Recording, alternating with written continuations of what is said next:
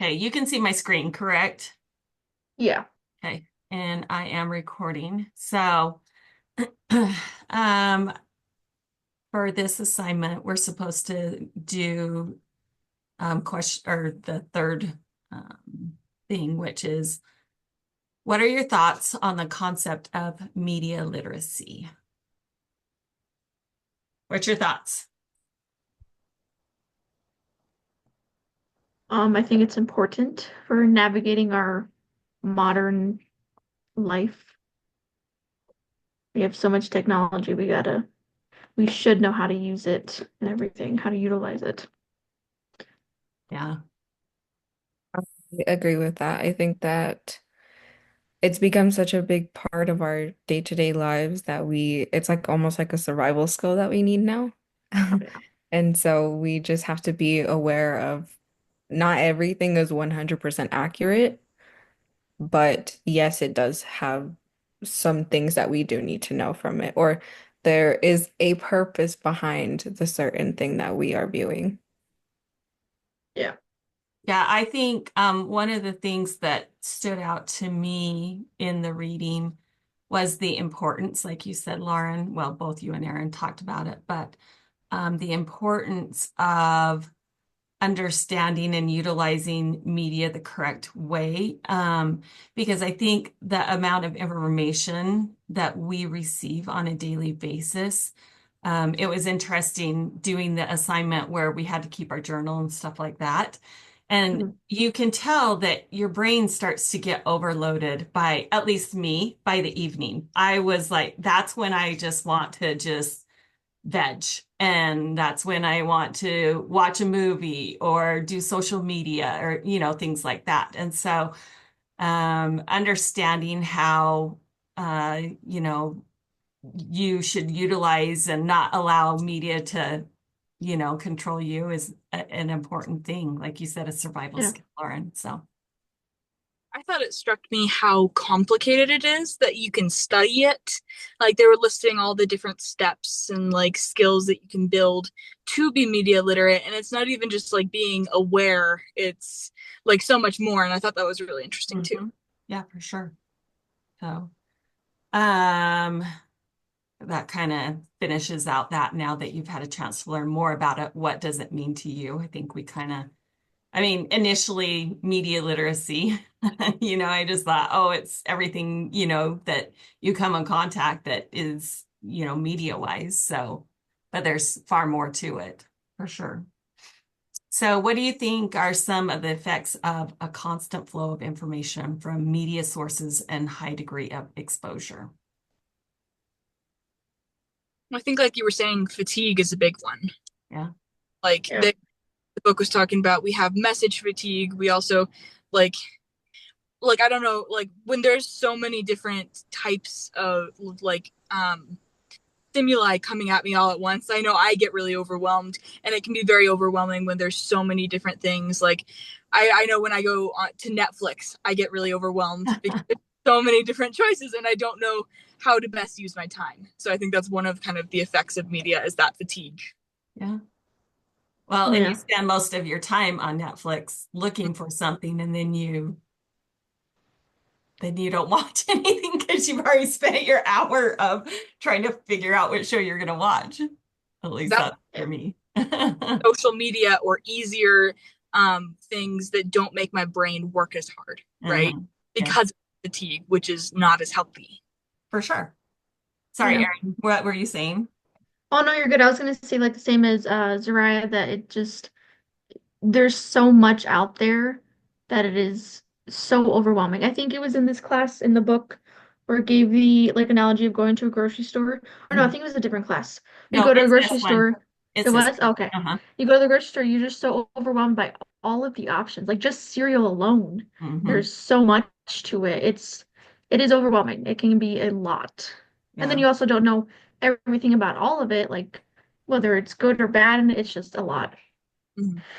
It's a lot. Well, one of the things that stood out to me is that we miss out on making better decisions because either we're just content, we're lazy, whatever it is that we just accept sometimes or just let it, go through us. And maybe that's why I can watch a chick flick over and over and over again because like I just watch it, and so I'm like, oh, I can't remember how this ends or how what happens in this, and it's just because we allow it to come in and go right back out. Oh yeah. Yeah. So, Well, and now we have like even brain rot where Oh yeah. you're literally just looking at a screen. hmm But I think that kind of going into what you were saying, Trudy, um, we can have very intentional interactions with media, but it can also be just brain rot and it can just distort all of like what we see as reality. yeah, for sure.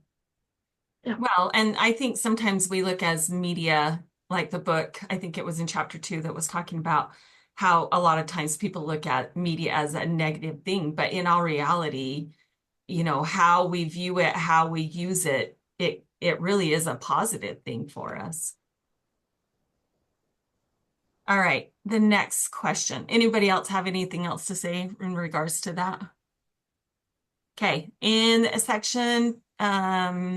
section in chapter 1 on automatic routines, what do you see as the advantage and disadvantage of automatic routines when it comes to how you process media messages?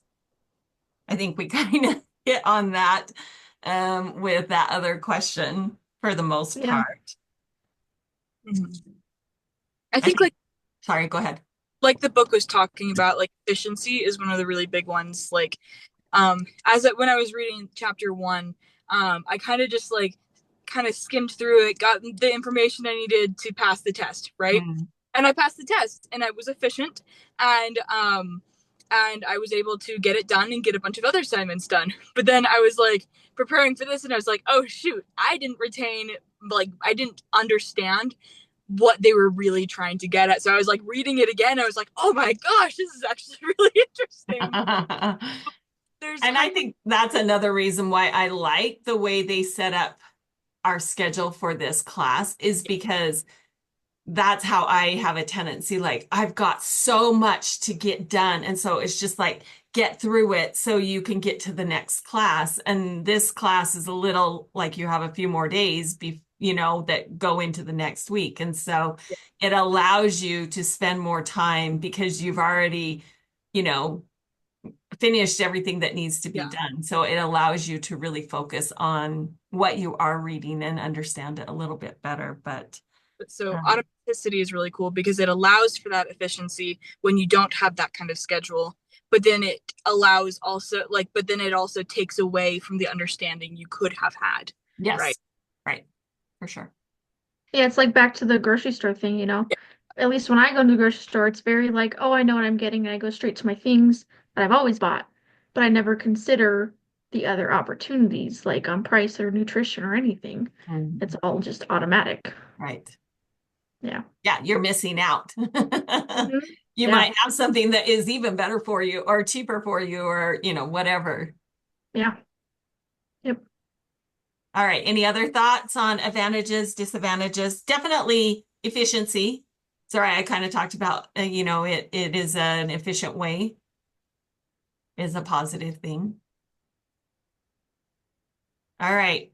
In chapter 2, our textbook's author suggests that although some of our beliefs about the media are accurate, other beliefs may be based on faulty ideas, based on factors like personal locus, knowledge structures, and media literacy skills.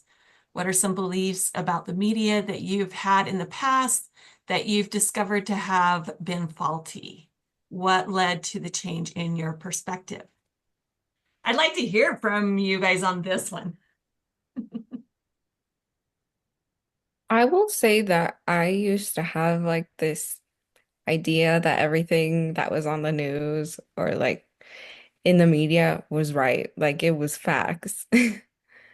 Um, but I think over time, just everyone is always like, oh, the media lies, like everything is just wrong. And now I'm able, like, after doing further research in those things, I'm able to see that it's not always just facts. There is some opinion behind it sometimes, where there's a purpose driving it, something that they want Bias. their audience to do. Mhm. Yeah, I would say that also definitely that sometimes as writers or whatever, they can be biased in how they write something.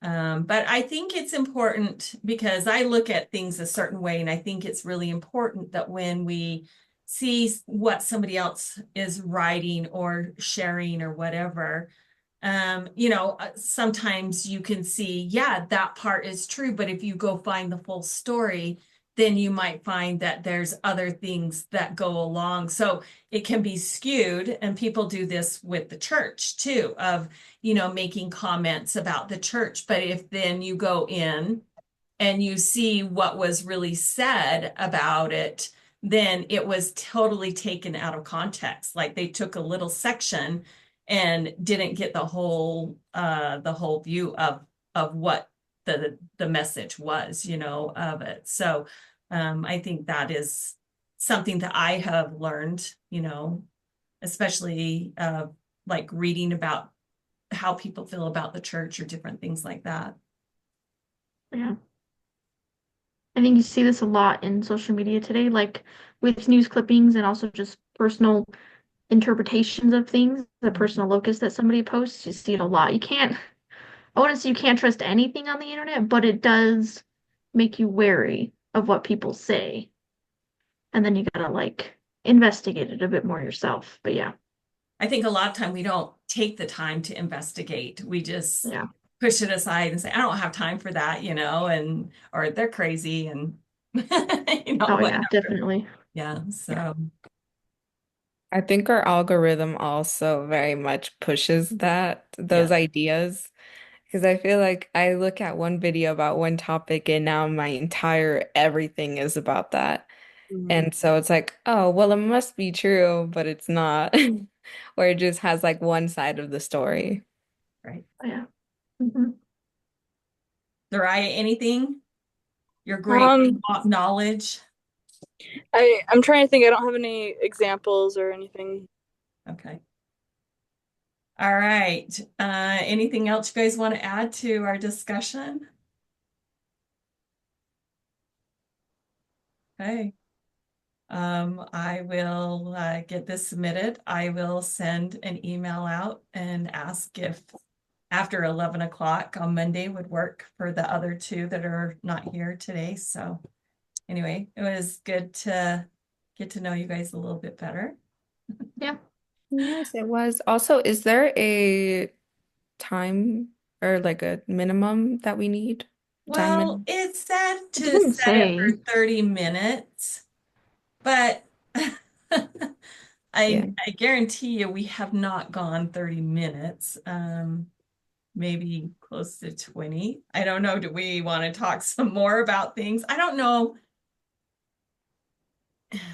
I don't, it doesn't sound, I mean, it's up here, find your group, contact them, that you can meet for a 30-minute discussion. But I don't think it says you have to meet for 30 minutes. I think it's just know that, you should plan on at least 30 minutes when Mhm. you're planning your time.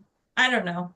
Maybe she'll dock us 2 points because we didn't go 30 minutes. But I feel like there's not really much more we can discuss. Mm-hmm. Yeah.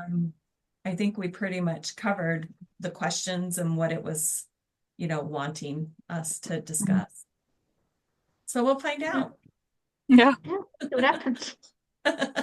Okay, we hopefully we'll meet on Monday. We'll see what everybody has to say. I'll throw it out there. Respond to the email that I send just so that they see that there's a lot of comments on it. Anyway, okay. But I'll submit this and send out the email. Who wants to do the Zoom link for next week?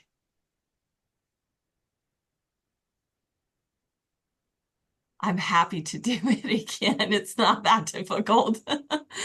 I had a group last semester that were people older than me, and nobody wanted to do it because they didn't know how to do it. And I'm like, oh, I've been doing this for how many years now? I'm like, I'll do the Zoom link. So anyway, if nobody wants to do it, I'm happy to do it. I can do it. You're good. I'll do this next time. Okay, thanks, Erin. Okay, I'll throw it out there and submit this. Okay. Okay, have a good afternoon. See you You guys. too. Too. Bye. Bye. Bye. Bye. Bye.